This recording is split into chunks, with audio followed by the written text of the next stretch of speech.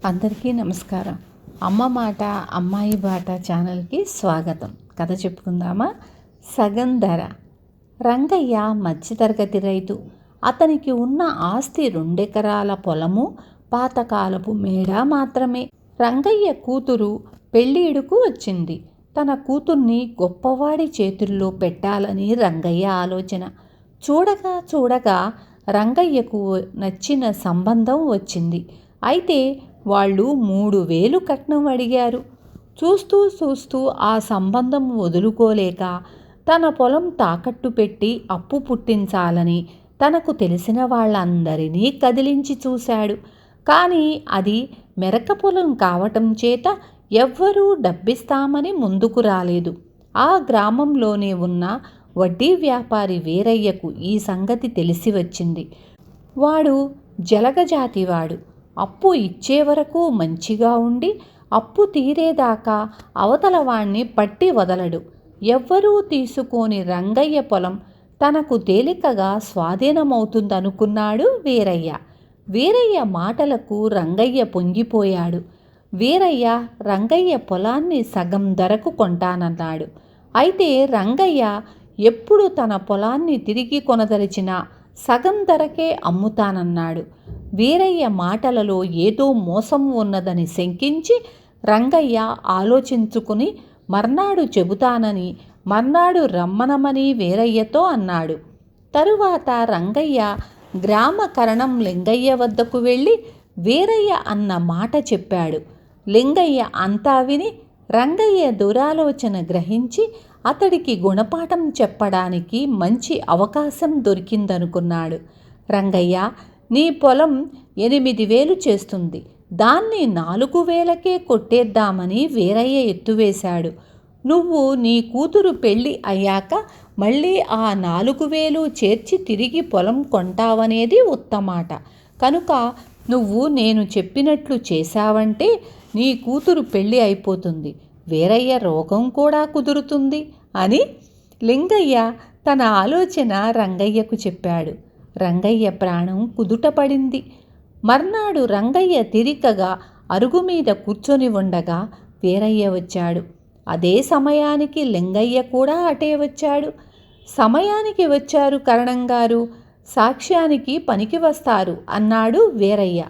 కరణం తాను కూడా అరుగు మీద చతికిలబడి వీరయ్య కేసి చూస్తూ ఏమిటి విషయం అని అడిగాడు.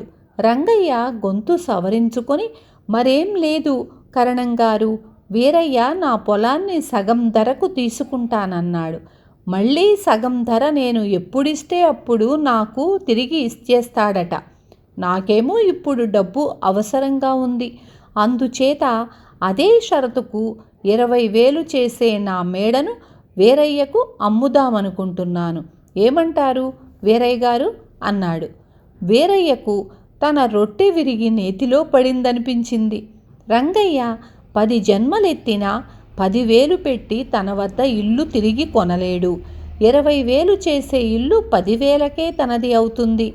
రంగయ్య తన మేడను సగం ధరకు అనగా 10,000కు తనకు అమ్ముతున్నట్లు, అతను తిరిగి సగం ధరకు తన వద్ద ఆ ఇంటిని ఎప్పుడు కొనదలచినా తాను ఇచ్చేటట్లు కరణంగారి చేత కాగితం రాయించి దాని మీద 4 చేత సంతకాలు పెట్టించి వీరయ్య అందరి ఎదుట రంగయ్యకు 10,000 ఇచ్చేశాడు.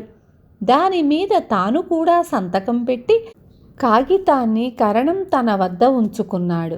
రంగయ్య తన కూతురి పెళ్లి నిశ్చయం చేసుకొని బంధుమిత్రులందరికీ ఆహ్వానాలు పంపాడు.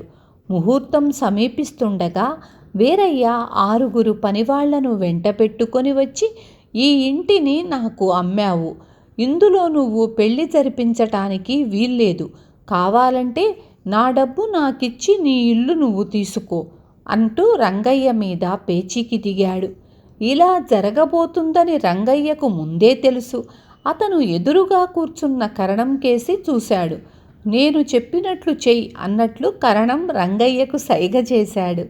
రంగయ్య లేచి ఇంట్లోకి వెళ్ళి 5,000 తెచ్చి వీరయ్య చేతిలో పెట్టి, ఇదిగో నీకివ్వవలసిన సొమ్ము, ఈ ఇల్లు నీ నుంచి తిరిగి కొనుక్కుంటున్నాను, ఇక ఈ ఇల్లు నాది అతిథివి కాబట్టి అక్షింతలు వేసి భోజనం చేసి వెళ్ళు అన్నాడు.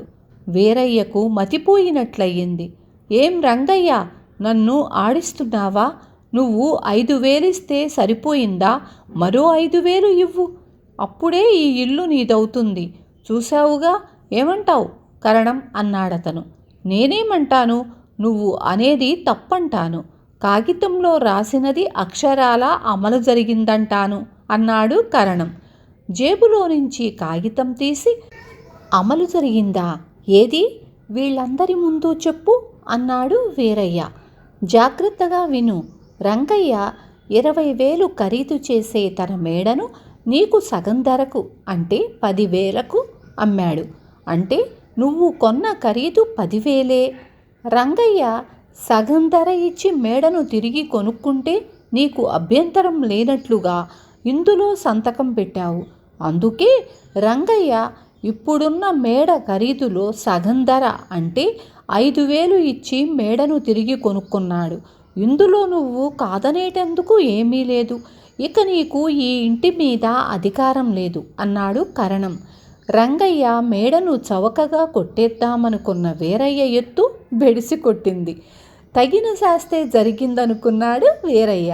అతను ఈ విధంగా మరెవరినీ మోసం చెయ్యటానికి మళ్ళీ ప్రయత్నించలేదు.